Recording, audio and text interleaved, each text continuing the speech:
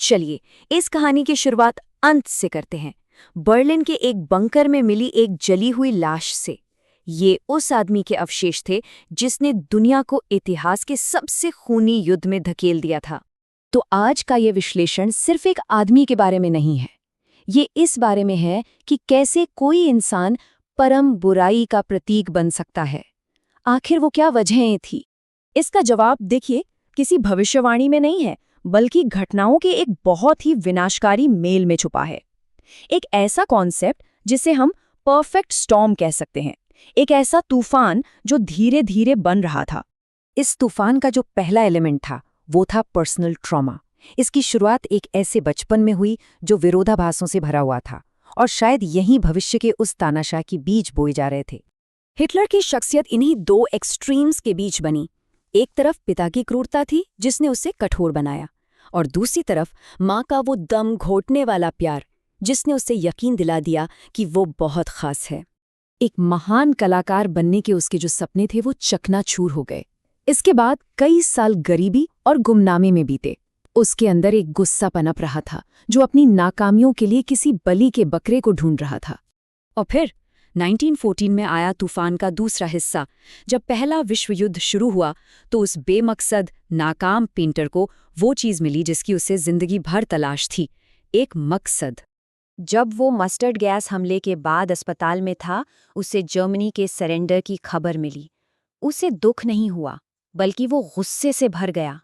अस्पताल के उसी बिस्तर पर एक नए हिटलर का जन्म हुआ, एक ऐसा हिटलर जिसने इस जहरीले मिथक को अपना लिया और नवंबर के अपराधियों को सजा देने के लिए राजनीति में आने की कसम खा ली।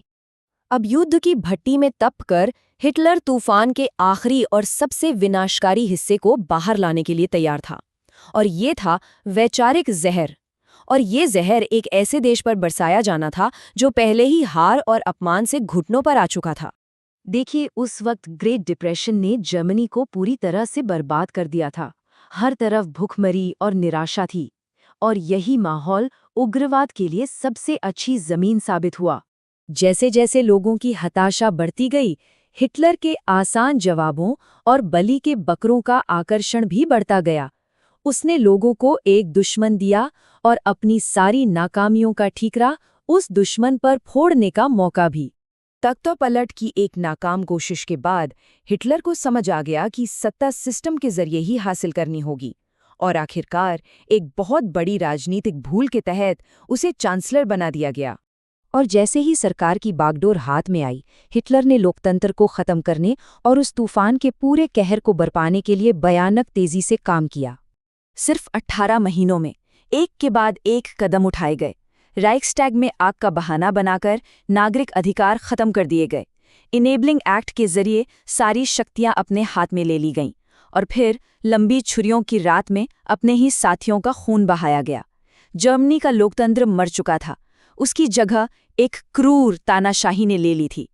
राष्ट्रपति हिंडनबर्ग की मौत के बाद हिटलर ने राष्ट्रपति और चांसलर दोनों पदों को एक कर दिया और पूरी सेना से अपनी व्यक्तिगत वफादारी की शपथ दिलवाई। उसकी आक्रामक विस्तारवादी नीतियां एक एक करके सारे अंतर्राष्ट्रीय समझौतों को तोड़ रही थीं और यूरोप को एक ऐसे युद्ध की तरफ धकेल रही थीं जिसे टाला नहीं जा सकता था। इस शासन की जो घिनौनी विचारधारा थी वो अपने सबसे भयानक अंजाम पर पहुंची, अंतिम समाधान। ये एक कोड नेम था, एक ठंडे दिमाग से बनाई गई योजना का, जिसका मकसद था यूरोप के यहूदियों का पूरी तरह से सफाया। ऑशविट्स जैसे मौत के कैंपों में ये आंकड़ा गैस चैम्बरों, गुलामी और अकल्पनीय क्रूरता के जरिए एक खौफनाक हकीकत बन गया। पर हर तूफान की तरह ये भी आखिरकार खत्म हुआ। लेकिन ये तूफान अपने बनाने वाले पर ही टूट पड़ा, जब मित्र देशों की सेनाएं पश्चिम और पूर्व दोनों तरफ से बर्लिन की ओर बढ़ रही थी। उसने पकड़े जाने से इनकार कर दिया और अपनी जान ले ली। उसने अपने शरीर को जलाने का आदेश दिया ताकि ये उसके दुश्मनों के हाथ एक ट्रॉफी की तरह न लगे। तूफान के बाद जो तबाही हुई वो बहुत बड़ी थी। इसने पूरी दुनिया का नक्शा बदल दिया और ऐसे जख्म दिए जो आज भी भरे नहीं हैं। तीसरे राइख का पतन एक स्थायी चेतावनी है। यह हमें बताता है कि जब नफरत और प्रोपेगेंडा पर लगाम नहीं लगाई जाती तो वो कितनी तबाही मचा सकते हैं।